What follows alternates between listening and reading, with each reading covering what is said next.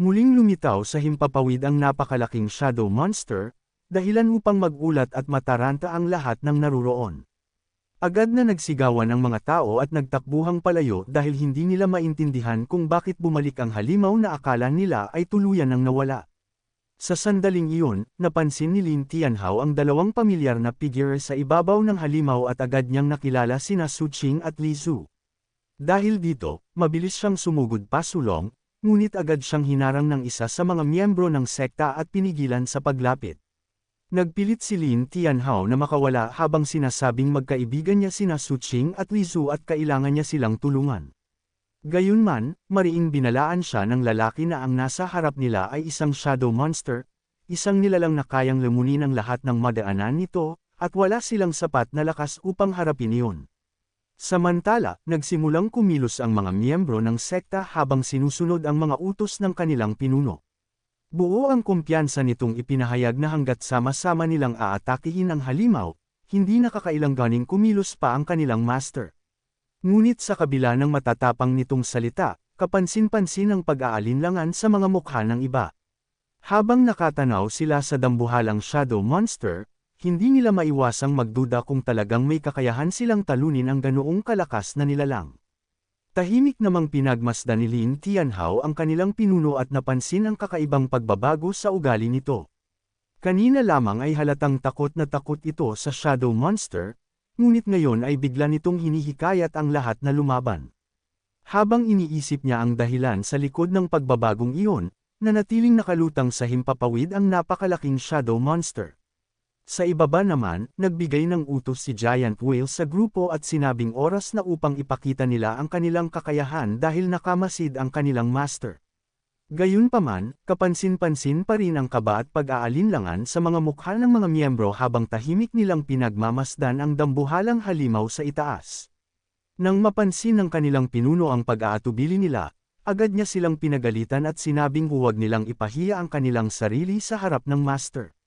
Ngunit sa isang iglap, biglang kumilos ang shadow monster. Mula sa himpapawid ay mabilis itong sumugod pababa at iniunat ang napakalaking kuko nito na tila handang durugan ang lahat ng nasa ibaba. Nagulat ang mga miyembro ng grupo at napasigaw sa takot. Sa mismong sandaling iyon, isang babaeng may hawak na espada ang sumugod ng walang pag-aalinlangan. Napalibutan ng naglalagablab na enerhiya ang kanyang katawan habang buong lakas niyang sinalubong ang dambuhalang halimaw. Kasabay nito, nagpakawala siya ng napakalakas na bagzo ng enerhiya na dumiretso sa shadow monster. Sa pagkabigla, agad na napalingon sina Su Qing at Li Zhu sa direksyon ng pag-atake. Isang napakalakas na puwersa ang tumama sa katawan ng shadow monster, at kasunod nito ay nilamon ng nakakasilaw na liwanag ang kalangitan. Sa ibaba, ang babaeng mandirigma ay nababalot ng gininto ang enerhiya. Dahan-dahan siyang humakbang pasulong habang malamig na nakatingin sa mga taong nasa kanyang harapan. Taglay ang awtoridad sa kanyang tinig, sinabi niya na kung tunay nilang kinikilala ang kanyang lakas, mas mabuti pang sumuko na sila sa kanya simula sa araw na iyon. Agad namang nagpasalamat si Giant Whale kay Ling Yu dahil nailigtas nito ang kanilang grupo. Gayunpaman, nilinaw niya na hindi sila mga kasangkapan na maaaring gamitin ng sinuman para sa pansariling kagustuhan. Hindi naman nagpatinag si Ling Yu at diretsahan siyang sinagot. Muli mo na naman bang sasabihin na kailangan nating hintayin ang pagbabalik ng master? May halatang pagkainis sa kanyang tinig. Sawang-sawa na ako sa parehong dahilan. Panahon na para harapin natin ang katotohanan. Habang nag-uusap ang dalawa, tahimik lamang na nanunood sina Lin Tianhao, ang pulang slime, at si Unicorn sa gilid, na para bang mga tagapanood sa isang alitang matagal nang namamagitan sa dalawang panig. Mariing sinabi ni Ling Yu na hindi niya hinihiling ang kanilang pagsunod para sa sarili niyang kapakanan. Para sa kanya, matagal nang nawala ang master na kanilang hinihintay at wala nang posibilidad na makabalik pa ito. Ngunit si Giant Whale ay patuloy na kumikapit sa isang pag-asang walang kasiguruhan, at dahil doon ay hinihila niya pababa ang buong tribo kasama ng kanyang paniniwala. Biglang nagbago ang ekspresyon ni Giant Whale at agad niyang itinanggi ang sinabi ni Ling Yu. Hindi yun totoo. Nagbalik na ang ating master. Dahil sa pahayag na iyon, napahinto si Ling Yu. Kung ganoon, nasaan siya? Walang pag-aalinlangang itinuro ni Giant Whale si Lin Tianhao. Narito mismo sa harapan natin ang ating master. Sa isip ni Lin Tianhao, hindi niya maiwasang mapaisip.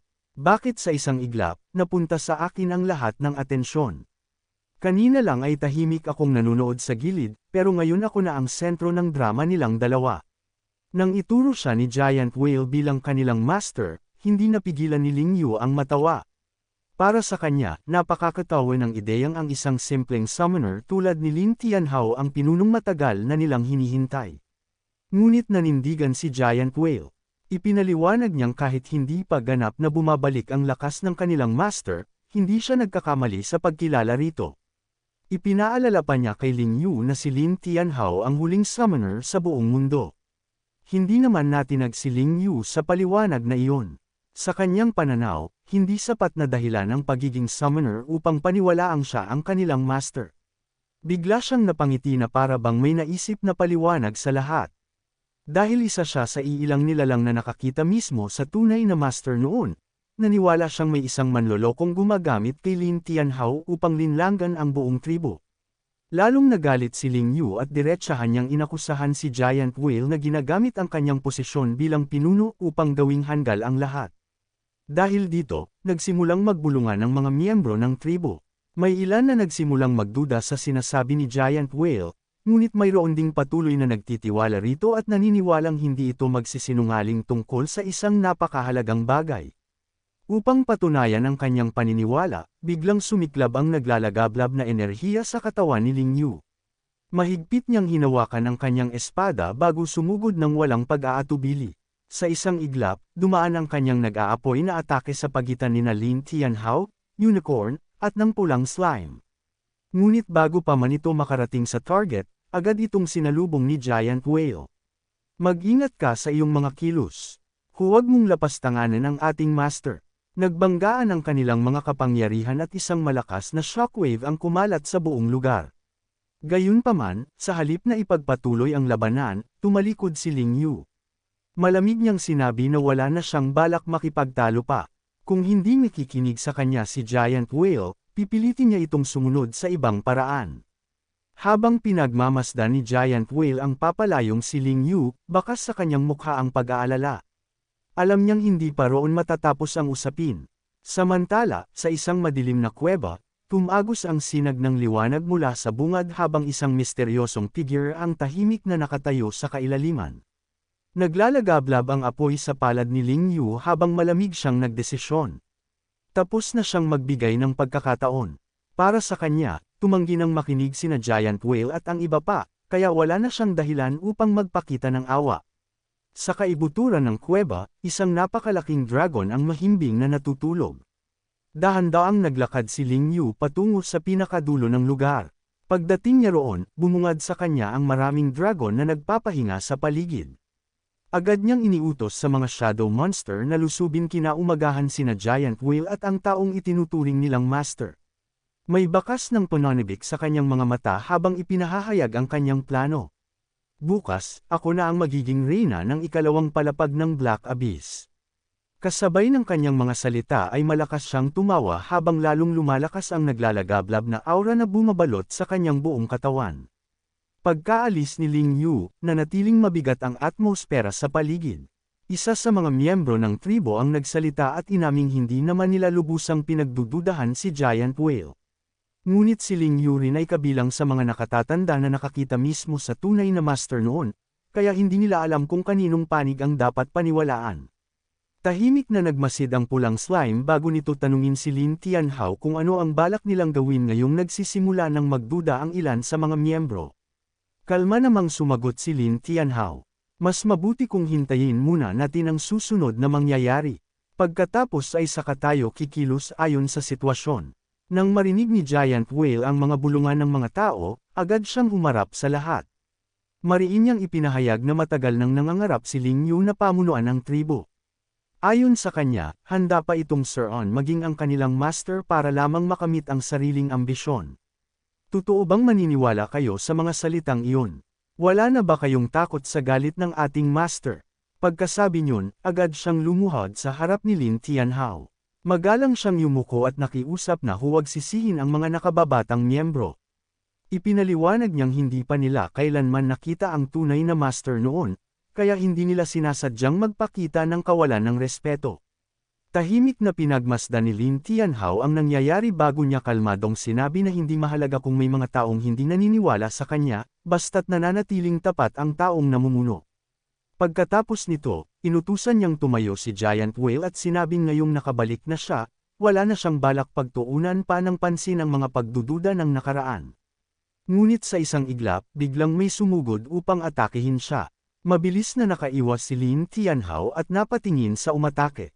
Ang lalaking may pulang mohawk na kanina pa nagdududa sa kanyang pagkakakilanlan ang may kagagawan nito.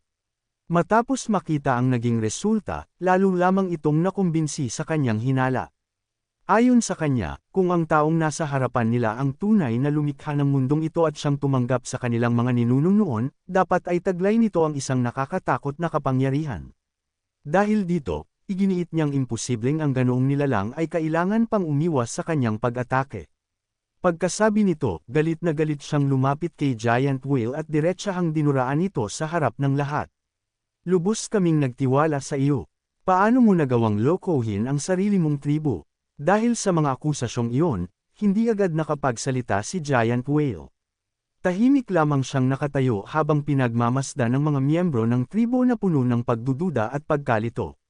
Nang makita ang kanilang reaksyon, muling sumigaw ang lalaking may pulang mohawk at hinikayat ang lahat na sumama kay Ling Yu. Para sa kanya, si Ling Yu lamang ang taong maaari nilang asahan at siya lamang ang tunay na may kakayahang protektahan silang lahat. Habang isa-isang lumilipat sa panig ni Ling Yu ang mga miyembro ng tribo, tuluyan nang bumagsak ang moral ni Giant Whale. Tahimik niyang pinagmasdan ng mga umaalis bago mapait na umiling. Hindi ko inakalang haantong sa ganito. Napatingin naman si Lin Tianhao sa kanya at diretsahang sinabi na alam naman nito mula pa noong simula na hindi siya ang tunay na master. Para kay Lin Tianhao, ginamit lamang siya ni Giant Whale bilang simbolo upang pagkaisahin ang tribo laban kay Ling Yu at sa mga shadow monster. Saglit na natahimik si Giant Whale bago mapait na ngumiti. Hindi ko inakalang mahahalata mo agad. Oo, iyon nga ang plano ko. Pagkatapos ng pag-amin na iyon, yumuko siya at humingi ng tawad. Pasensya na, niloko kita at niloko ko rin ang lahat. Nagulat sina Unicorn at ang pulang slime nang marinig ang sinabi niya. Hindi nila inaasahang alam pala nito ang katotohanan mula pa noong una. Makalipas ang ilang sandali, dinala ni Giant Whale sina Lin Tianhao at ang kanyang mga kasama sa loob ng templo. Ayon sa kanya, ang templong iyon ay itinayo mismo sa ilalim ng pamumuno ng kanilang master. Ang lahat ng kanilang mga kasamahang namatay noon ay inilibing rin sa lugar na iyon. Doon niya ipinaliwanag kung bakit niya pinaniwala ang lahat na si Lin Tianhao ang kanilang master. Nang malaman niyang isa itong summoner, naisip niyang maaari itong maging simbolo na muling magbubuklod sa tribo at magbibigay sa kanila ng lakas ng loob upang harapin ang mga shadow monster. Ngunit sa huli, nabigo rin ang kanyang plano. Sa kasamaang palad, nabigo ako. Wala akong nailigtas. Pasensya na. Habang nakaupo si Giant Whale na puno ng pagsisisi, napayuko naman si Unicorn. Nanginginig ang boses nito habang nagtatanong. Matatapos na ba ang lahat para sa atin? Kasabay nito, umiiyak namang sinabi ng pulang slime na gusto na nitong umuwi. Habang nilalamon ng pagsisisi si Giant Whale, biglang inilagay ni Lin Tianhao ang kanyang kamay sa balikat nito. Sa totoo lang, hindi ako impostor. Ako ang estudyante ng master. Agad na nanlaki ang mga mata ni Giant Whale habang dahan-dahan siyang lumingon kay Lin Tianhao. Halatang hindi siya makapaniwala sa kanyang narinig. Kung estudyante ka nga ng master, nasaan siya ngayon? Agad niyang tanong. Napakamot naman si Lin Tianhao sa pisngi bago bahagyang ngumiti. May mahalagang bagay na inaasikaso ang master sa kasalukuyan. Nauna niya akong ipinadala rito upang tingnan ang sitwasyon. Samantala, sa loob ng Black Forest, isang lalaking may puting buhok ang nakatayo sa gitna ng madilim na latian habang naguguluhang tumitingin sa paligid. Sandali, nasaan na ang pasukan na iniwan ko rito? Bulong niya sa sarili. O baka naman maling lugar ang tinitingnan ko. Hindi kalayuan sa kanya ay tahimik na nakamasid ang dalawang halimaw. Para bang inaasahan na nila ang nangyayari. Tulad ng inaasahan, sambit ng isa sa kanila. Sa estado ng alaala ng master, imposibleng maalala niya kung nasaan ang orihinal na pasukan. Dahil dito, agad silang nagpasya na maghanap ng ibang daan. Mabilis, hanapin natin ang susunod na latian. Ayokong maniwalang hindi natin mahahanap ang pasukan. Habang nagpapatuloy ang paghahanap sa kagubatan, bumalik naman ang usapan kina Lin Tianhao at Giant Whale sa loob ng templo. Kahit matapos marinig ang kanyang paliwanag ay hindi pa rin kumbinsido si Giant Whale. Sinasabi mong estudyante ka ng master, pero may patunay ka ba? Hindi nagpatinag si Lin Tianhao at kalmadong sumagot. Ang pagiging summoner ko ay sapat ng patunay. Kung hindi ako estudyante ng master, paano ako magiging isang summoner? Habang iniisip ni Giant Whale ang lahat ng nangyari, hindi pa rin mawala ang pagdududa sa kanyang isip. Pakiramdam niya ay may isang mahalagang bagay na hindi pa rin nagtatama sa buong sitwasyon. Ngunit agad siyang pinutol ni Lin Tianhao.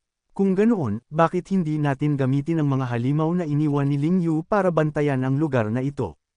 Napaisip si Giant Whale sa mungkahi, ngunit bago pa man niya ito masagot ay muli nang nagsalita si Lin Tianhao. At isa pa, dalhin mo ako sa pugad ng mga shadow monster. Kailangan ko munang iligtas ang mga kaibigan ko. Samantala, habang abala ang grupo sa loob ng templo, ibang tagpo naman ang nagaganap sa kalaliman ng gabi. Sa isang malawak at misteryosong lugar, makikita sina Su Qing at Li Zu na tila nawala ng malay habang nakahiga sa ibabaw ng isang kakaibang asol na enerhiya. Unti-unti silang nagkamalay at nagulat nang makita ang paligid na napapalibutan ng mga dambuhalang nilalang na anyong dragon. Habang sinusubukan nilang unawain kung nasaan sila, bigla nilang napansin ang isang umiikot na kulay rosas na portal na lumitaw sa hindi kalayuan. Dahil sa kakaibang presensyang ibinubugan nito, agad na napunta rito ang kanilang atensyon. Kasunod nito, isang malakas na tinig ang umalangaw sa buong lugar. Gumising kayo, mga mandirigma ko. Sa mismong sandaling iyon, nagsimulang magliwanag ang portal at dahan-daw ang lumitaw ang anino ng isang tao mula sa loob nito. Samantala, mabilis na naglakbay si Lin Tianhao kasama ang pulang slime at si Unicorn sakay ni Giant Whale na nagbagong anyo bilang isang dambuhalang balyena. Habang binabagtas nila ang malawak na karagatan, hindi maiwasang mamanghan ni Lin Tianhao sa kakayahan nito. Brother Whale, kaya mo palang magbago ng anyo ng ganito. Hindi naman sila dumaan sa himpapawid. Ipinaliwanag ni Giant Whale na nasa isang isla sa gitna ng karagatan ng pugad ng mga shadow monster. Sa pamamagitan ng pagdaan sa tubig, maiiwasan nilang mahalata ng mga halimaw ang kanilang paglapit. Habang nagpapatuloy ang kanilang paglalakbay, naitanong ni Lin Tianhao kung sino ang mas malakas sa pagitan ni Giant Whale at ng mga shadow monster. Kalmado naman itong sumagot na ang mga ordinaryong shadow monster ay hindi man lamang maihahambing sa kanya at mas malakas siya ng maraming beses kaysa sa mga iyon. Ipinaliwanag ni Giant Whale na matagal nang kasama ng mga elder si Ling Yu at sa paglipas ng panahon ay natuklasan nilang may kakayahan itong pigilan at itaboy ang mga shadow monster. Ngunit sa halip na makumbinsi, lalo lamang napaisip si Lin Tianhao. Paano kung hindi talaga dahil sa lakas niya ang kakayahang itaboy ang mga shadow monster? Habang mabilis na sumusulong si Giant Whale sa ibabaw ng dagat, bigla itong huminto dahilan upang mawala ng balanse sina Lin Tianhao, ang pulang slime, at Unicorn. Brother Whale, kahit sabihan mo man lang kami bago ka biglang huminto. Reklamo ni Lin Tianhao habang pilit na inaayos ang sarili. Ilang sandali siyang natahimik bago muling nagsalita. Sa tingin mo ba, posibleng nakikipagtulungan si Ling Yu sa mga shadow monster? Habang umaakyat sila sa ibabaw ng balyena, ipinaliwanag ng slime na kung nagawang kunin ni Lin Tianhao siya noon, bakit hindi niya rin magagawa ang katulad na bagay sa mga shadow monster? Habang nagpapatuloy ang pag-uusap, nagsimula namang maghubad ng kanyang basang pangitaas si Lin Tianhao at muling ibinalik ang usapan sa pinagmulan ng mga shadow monster. Kung saan man nanggaling ang mga ito, hindi naman sila basta na lang lumitaw mula sa wala. Dapat may pinagmula ng pugad nila. Kalmadong sumagot si Giant Whale na noon ay hindi pa nila kailanman nakakaharap ang mga shadow monster. Ayon dito, bigla na lamang lumitaw ang mga nilalang na iyon nang walang anumang babala. Dahil sa sagot na iyon, lalo pang napaisip si Lin Tianhao. Kung ganoon, dapat may mga palatandaan o baka sa mismong pugad nila. Maya-maya ay tila may naalala siya at biglang napatayo. Sandali, agad namang napatingin sa kanya ang pulang slime. Sir, may naisip ba kayong mahalagang bagay? Ngunit sa halip na seryosong plano ang sabihin, biglang nag-iba ang direksyon ng kanyang iniisip. Dahil alam mong peke ako, bakit mo pa ako pinakain ng mga kabuting iyon at ng iba pang nakakadiring pagkain? Agad namang dumpense si Giant Whale. Ayon dito, kailangan niyang gawin iyon upang maging kapanipaniwala ang kanilang palabas. Kung hindi, baka hindi maniwala ang buong tribo na si Lin Tianhao ang kanilang matagal nang hinihintay na master. Ngunit hindi iyon nakapagpabawas sa inis ni Lin Tianhao. Ibig mong sabihin, kailangan mo pa talaga akong pakainin ng mga nakakadiring bagay na iyon. Napailing na lamang si Giant Whale bago mabilis na ibinalik ang usapan sa mas mahalagang bagay. Ahem, unahin muna nating iligtas ang mga kaibigan mo. Samantala, sa pugad ng mga shadow monster, patuloy na nagmamasid sina Su Qing at Li Zhu sa kakaibang lugar na kanilang kinaroroonan. Napapalibutan sila ng maraming nilalang habang sa gitna naman ay umiikot ang napakalaking kulay ubing portal. Makalipas ang ilang sandali, nagsimulang magbuga ng makapal na enerhiya ang portal. Kasabay nito ay lumitaw ang misteryosong figure na kanina pa nila napapansin. Pagkatapos ay biglang umalangaw ang nakakatakot na tawa ng misteryosong tao. Hahaha, matapos ang lahat ng taong ito, sa wakas ay oras na para makapaghiganti ako. Nagkatinginan sina Su Qing at Li Zhu nang marinig iyon. Halatang hindi nila alam kung sino ang taong nasa harapan nila o kung anong klaseng paghihiganti ang tinutukoy nito. Ngunit bago pa sila makapag-isip ng mabuti, nagsimulang gumalaw ang mga nilalang na nakapaligid sa lugar. Isa-isa silang tumugon sa utos ng misteryosong figure at dahan-daang pumwesto sa paligid nito. Habang pinagmamasdan ng eksenang iyon, lalo lamang naging seryoso ang mga mukha ni Su Qing at Li Zhu. Ramdam nilang may mas malaking panganib na paparating. Dahil dito, agad siyang nagtanong kung ano ang nangyari at kung hindi ba natutuwa ang mga ito na sa wakas ay nakalaya na siya. Ngunit hindi na siya nag-aksaya pa ng oras. Itinaas niya ang kanyang kamay at agad na nagbigay ng utos. Mga mandirigma ko, salakayin ang siwang na iyon. Wasakin ang lahat ng nasa lugar na ito. Sa isang iglap, nagsimulang kumilos ang mga dragon at iba pang halimaw. Isa-isa silang sumugod patungo sa portal habang patuloy na umaalingaw-ngaw ang malakas na enerhiya sa buong kuweba. Samantala, sa isang tagong bahagi ng lugar, tahimik na pinagmamasdan ni Su Qing at Li Zhu ang lahat ng nangyayari.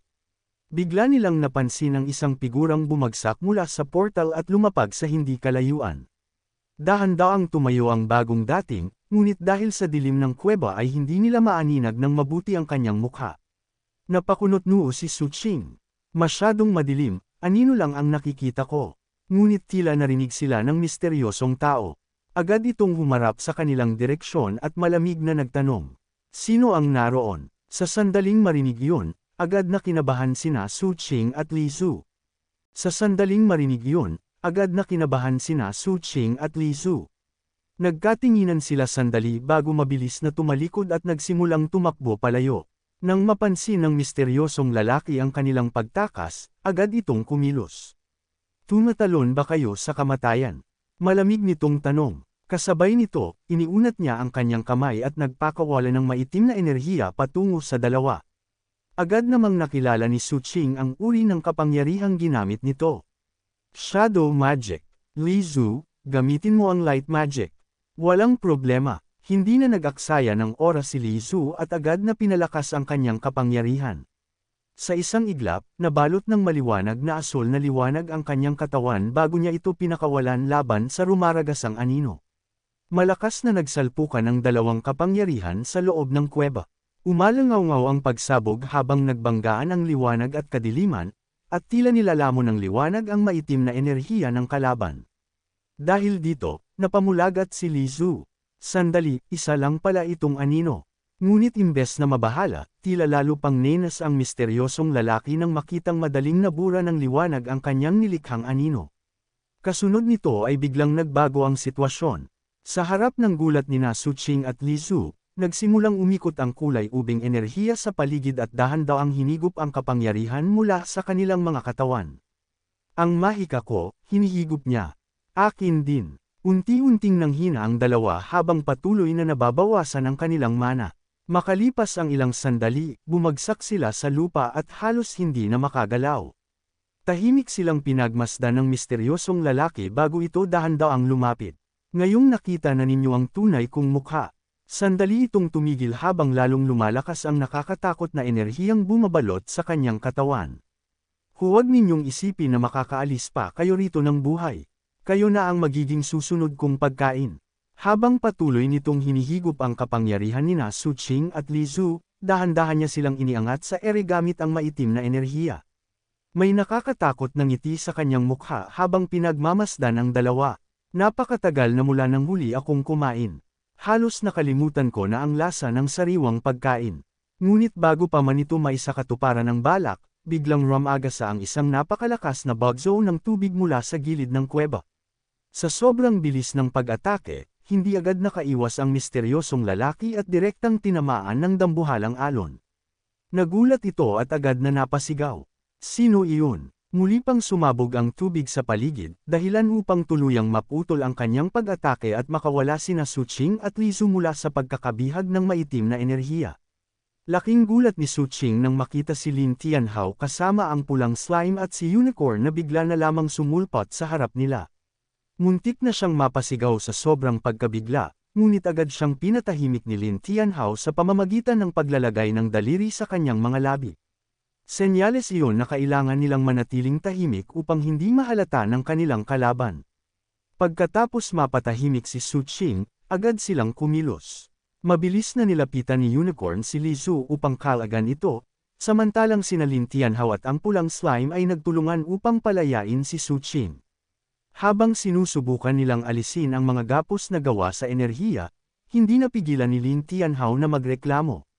Grabe, ganito ba talaga katigas ang bagay na ito? Sa kabila ng kanilang kalagayan, nagawa rin nilang mapalaya ang dalawa. Hindi na nag-aksaya ng oras si Lin Tianhao. Kalimutan na muna natin ang laban. Umalis tayo rito. Agad naman silang sumakay sa katawan ng pulang slime na nagbagong anyo bilang isang malaking salbabida. Kasabay nito, si Unicorn naman ang humilas sa kanila palayo sa kailaliman ng kuweba. Sa tulong ng malalakas na agos ng tubig, mabilis silang nakalabas ng yungib. Nang matiyak ni Giant Whale na ligtas nang nakalabas sina Lin Tianhao at ang iba, agad itong nag-transform sa kanyang napakalaking anyong balina at mabilis na sumunod sa grupo. Ilang sandali lamang ang lumipas nang biglang gumuho ang buong kuweba sa kanilang likuran. Habang papalayo sila, agad na nagbabala si Giant Whale. Ayon dito, hindi magtatagal bago makawala ang shadow na nakabaon sa ilalim ng mga guho. Dahan-daang tumayo ang misteryosong nilalang mula sa gitna ng alikabok at nagkalat na mga bato. Punong-puno ng galit ang kanyang mukha habang nakatitig sa papalayong grupo. Isinusumpa ko kayo, malamig nitong sambit. At dito muna nagtatapos ang chapter na ito. Kung excited ka sa susunod, huwag kalimutang mag-subscribe at pindutin ang notification bell para updated ka palagi. Shout out sa mga loyal viewers natin, salamat sa walang sawang suporta. Kita-kits sa next upload.